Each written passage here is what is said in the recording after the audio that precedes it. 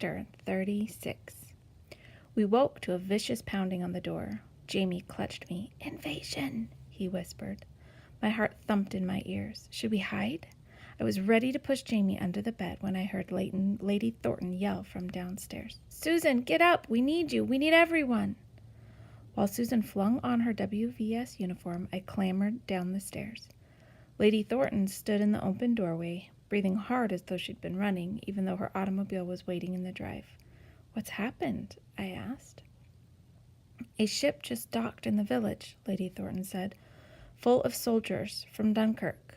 They were strafed on their way across the channel." She yelled up the stairs. "Susan!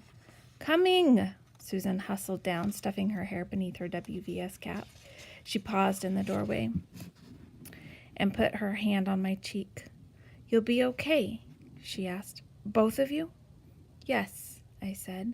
I put my arm around Jamie and we watched Lady Thornton reverse her car in a whirl of dust. "It's not an invasion," I said. Jamie looked up at me. "Strafed?" he asked. Strafed meant shot at from above by an airplane. I took a deep breath. "Yes," I said. We'd listened with dread to the radio the night before. The British Army had retreated so far that it was now trapped against the ocean, near a French port called Dunkirk. The water was so shallow near the beach that the Royal Navy, trying to rescue the soldiers, couldn't bring big ships close. The man on the radio had asked anyone with a small boat, one that could go close to the shore, to loan it to the Navy for getting the men away. I'd seen our village's fishing boats. They could maybe carry a dozen men. I tried to imagine 370,000 men climbing onto boats, a dozen at a time. It couldn't happen. There would never be enough boats. If the Germans were strafing them, they would all die. "I'll make breakfast," I said, putting on a cheerful face for Jamie's sake. "I'm not hungry," he said. "I'll make sausages." This brought a smile. The sausages tasted odd, war sausages, mostly oatmeal, I thought, but didn't say. I wondered what sort of meat was actually in them. We did the dishes and got dressed. We could hear planes taking off from the airfield, one after another, dozens of planes. We went outside to watch them. They flew out toward the ocean and didn't come back. "I want to go talk to the pilots," Jamie said. "Not today," I told him. "They're busy." He nodded. "They're strafing the Germans." We stood watching the planes for a little while. I itched to be useful, like Susan. I knew I could do something. Jamie looked at me. "Ooh, what is that word? Piteously?" "We can't just stay here," he said. "No." Suddenly, I knew what we could do. "You're going to go to Fred's," I said. "You'll help him in my place. I'm going to the village." Jamie started to protest, but I cut him off. "I'm a junior WVS member," I said, making it up on the spot. "Lady Thornton expects me to do my duty like a soldier. I expect you to do yours." Jamie's eyes widened. He nodded. "And you'll stay with Fred until Susan or I come for you," I said. "He's to feed you, and if we don't come tonight, you are to sleep there. Tell him I said so." Jamie nodded. "Can I take Butter?" "Of course." He rode Butter around the field often enough. I helped him saddle and bridle the pony. After that, I put on my sky blue dress. I plaited my own hair. I stuffed a pillowcase full of cloth scraps Susan was supposed to be sewing into bandages, and I took my crutches and set off for town. I saw the newsreel later.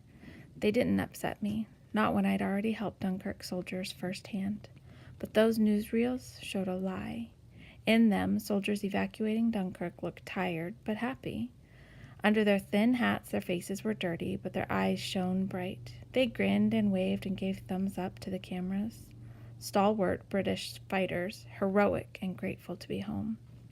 Maybe there were soldiers like that somewhere.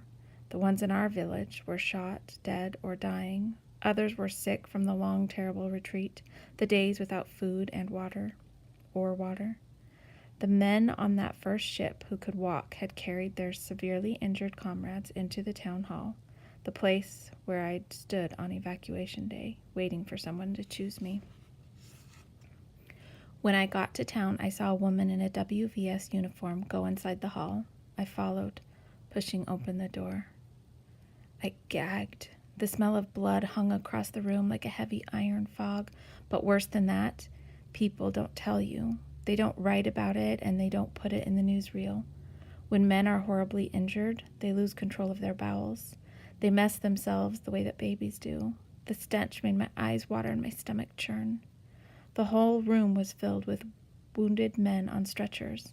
I saw Dr. Graham working among Army medics and the WVS.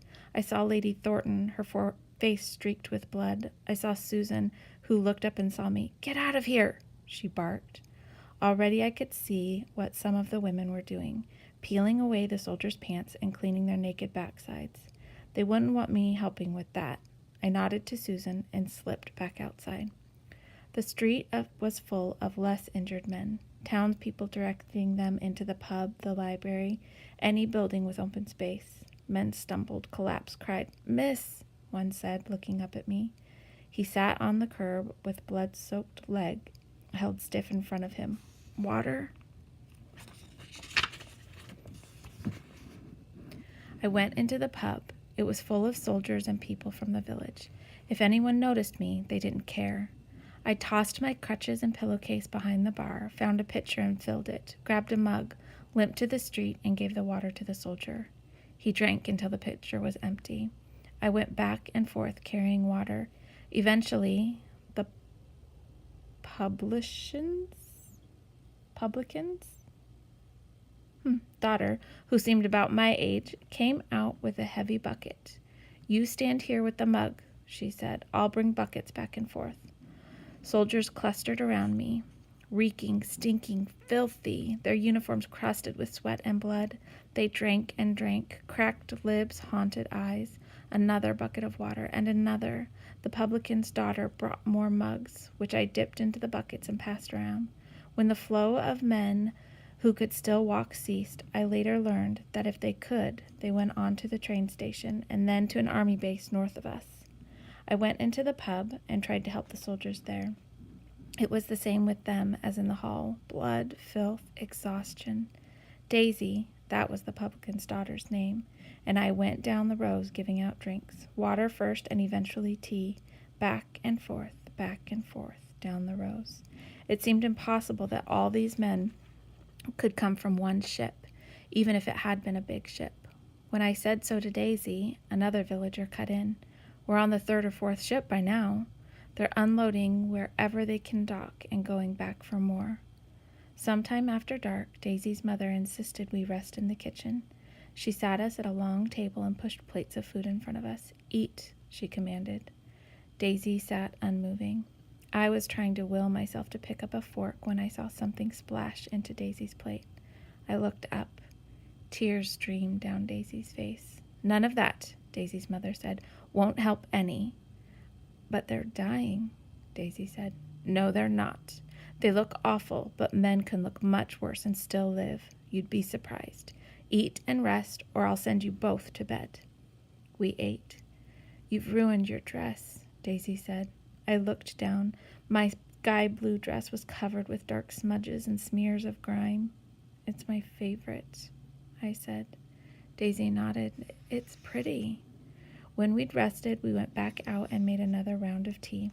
One soldier looked up at me, his eyes very bright. "Miss," he said, "could you do me a favor and write a letter for me?" My hands feel a little numb. "Daisy will," I said. My handwriting was still so slow and clumsy. I went to fetch Daisy and some paper and a pen. We came back, and the man's eyes were closed. He was dead. He died right there on the floor of the pub. He didn't even look wounded. He wasn't bleeding. One of the other soldiers undid his tunic, searching for a heartbeat. There wasn't any blood at all, but he was dead. The soldiers found a blanket and pulled it over his head. I couldn't breathe. Dead when he'd just been talking to me. Dead when he'd wanted to write a letter. A wave of grief washed over me. I started to go away in my head to somewhere safe, to Butter or Jamie or wherever. But Daisy grabbed my hand and squeezed it hard, and I came back. "It's really a war now," Daisy whispered. I nodded. One of the soldiers called for tea. Daisy and I brought it to him. Most of the ships that docked at our village the week of Dunkirk evacuations weren't as bad off as the first few, but all of them contained at least some badly injured men. The ships arrived at all hours. We went from crisis to crisis.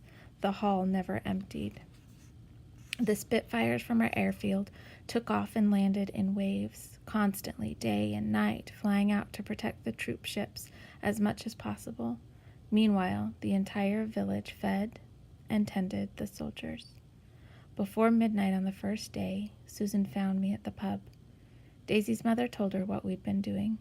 Reluctantly, Susan allowed me to stay in the village. Daisy's mother said I could sleep at the pub with them. The WVS was sleeping in shifts in their headquarters down the street. "You're a little girl," Susan said. "You shouldn't have to see all this." "I'm old enough. I'm helping." I wanted to tell her about the dead soldier, but I was afraid she'd make me leave. She gave me a long look. "Yes," she said, "you are." The next morning, Susan used the pub's telephone to call Lady Thornton's house and speak to Fred and Jamie.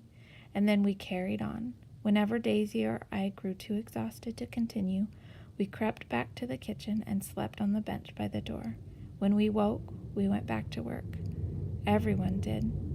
It was lucky Jamie was safe with Fred. Lucky we'd put Beauville outside where he could hunt. Susan and I stayed with the soldiers. It was our turn to fight the war. In the end, 330,000 British soldiers were saved. Winston Churchill called it England's finest hour. It was hard listening to him on the radio, safely home with Jamie once again, to think that there had been anything fine about the shiploads of desperate and dying men. But at the same time, I felt different. There was a before Dunkirk version of me and an after Dunkirk version. The after Dunkirk version was stronger, less afraid. It had been awful, but I hadn't quit. I had persisted. In battle, I had won.